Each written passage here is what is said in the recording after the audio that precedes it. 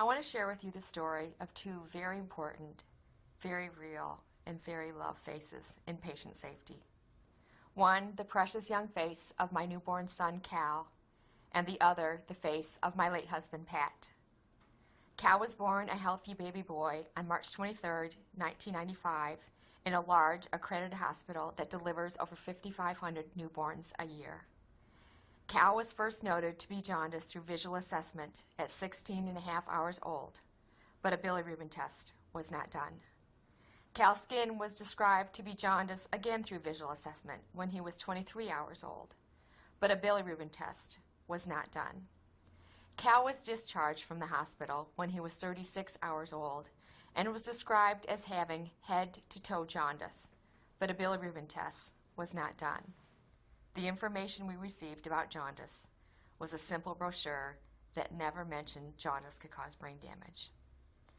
We were told to put Cal in the window for sunlight, not to worry, and to call the newborn nursery or our pediatrician if there are any changes in sleeping, eating, or any other behavior. On day 4, I called the newborn nursery and told them that Cal was still yellow, lethargic, and was feeding poorly.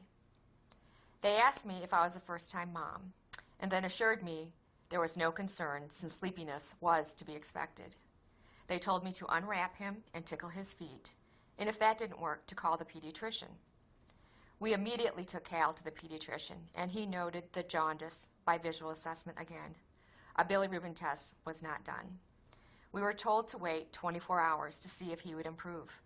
We continued to call the pediatrician throughout the next 24 hours, reporting that our child was changing before our eyes. Yet we were repeatedly told not to worry and to wait for 24 hours. At 5 days of age, the pediatrician admitted Cal to the pediatric unit. Cal's bilirubin was tested for the first time, and it was one of the highest recorded bilirubin levels at the hospital. Treatment was limited to phototherapy. Again, we were told not to worry.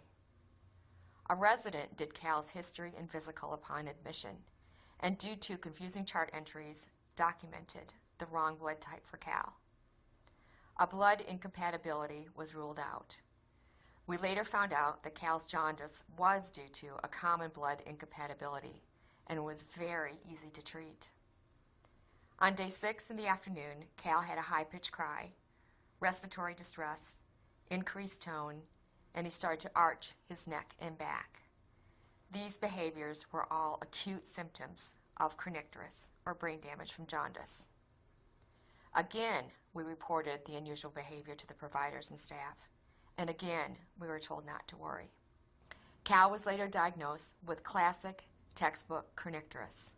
Cal has athetoid cerebral palsy throughout his entire body, neurosensory hearing loss, enamel dysplasia on his front teeth, crossed eyes, and other abnormalities. Today, Cal cannot walk independently, his speech is impaired, he drools, and he has uncontrollable movements of his arms and legs. In 1999, my husband Patrick, who was a face of panache, ambition, confidence, and strength, also suffered a medical error. It was discovered that Pat had a mass in his cervical spine, and because of the size, shape, and behavior of the mass, it was thought to be a slow-growing benign tumor. With the help of our local referring doctor, Pat and I sought out the best neurosurgeon in the nation. The tumor was surgically removed, and a frozen section was sent to pathology.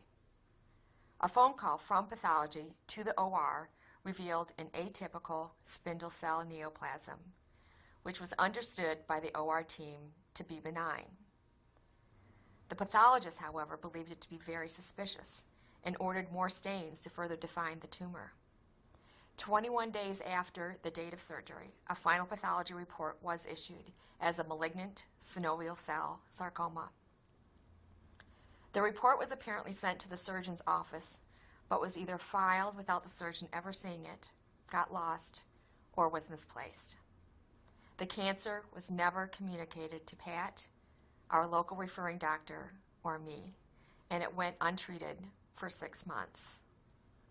Pat's neck pain returned, so we went back to the neurosurgeon to find that the tumor had grown to the size of the surgeon's fist, had spread, and had invaded his spinal cord. Upon removal and a pathology, it was again diagnosed as a sarcoma. Pat's chances to survive his cancer were reduced dramatically by the communication failure. After 7 surgeries, 9 months of chemo, and several rounds of radiation, Pat died. Both Cal's and Pat's errors are examples of simple yet catastrophic systems failure due to communication breakdowns and uncoordinated teamwork. Cal went through several layers of the healthcare system, and each layer failed to stop the succession of error. There was a system-wide failure to include Pat and me in Cal's care.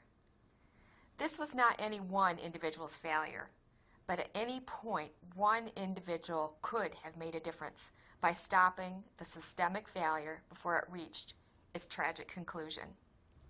What if a genuine culture of safety that practiced a systems-based approach had been in place?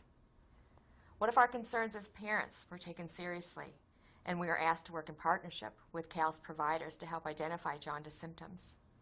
We, parents, patients, and family members can be additional eyes and ears to spot symptoms.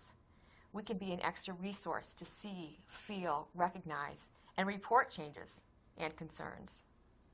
What if the pathologist had given the surgeon a heads up that Pat's tumor was suspicious and that they had ordered additional tests? Or if someone had contacted the neurosurgeon to ensure the receipt of the malignant pathology results? Or what if the pathologist and the neurosurgeon understood the phrase atypical spindle cell neoplasm to mean the same thing? As a family, we were profoundly let down by the very system that we once trusted implicitly. With this in mind, I ask you to never give up on patient safety. Seize it with relentless passion and embrace it with urgency, honor, and hope. While there may be barriers, patient safety cannot wait. I know from my own efforts, each individual can and does make a difference. And I must say that I have witnessed progress, promise, and the power of partnerships since the errors in my family occurred.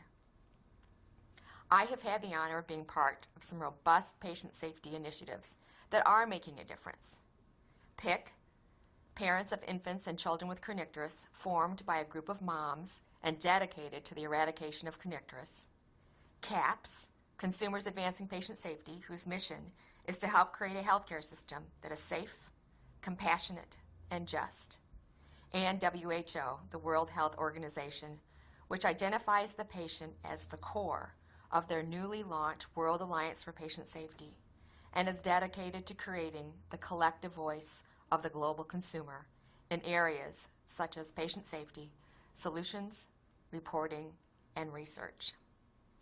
These initiatives are all harnessing the passion, the hard-won knowledge, and the spirit of the consumer to work in partnership with healthcare agencies, professional organizations, providers, accreditors, and the insurance industry. Your spoken word, your courage to challenge, your will to engage in teamwork, and your determination to ensure no harm can all be pivotal in determining if a patient lives or dies. You have a powerful opportunity to revolutionize patient safety by recreating how healthcare is delivered. As a team, as a system, as a champion. You are the front line. You are the decision makers. You are our partners. You are not just an individual working in isolation, but the pillar and the cornerstone in patient safety. Ask yourself, how can I be part of the transformation of healthcare and patient safety? Because working in partnership with each other, your co-workers, and your patients, we can make a difference so that daddies and babies and other precious family members and friends are safe from harm. Thank you.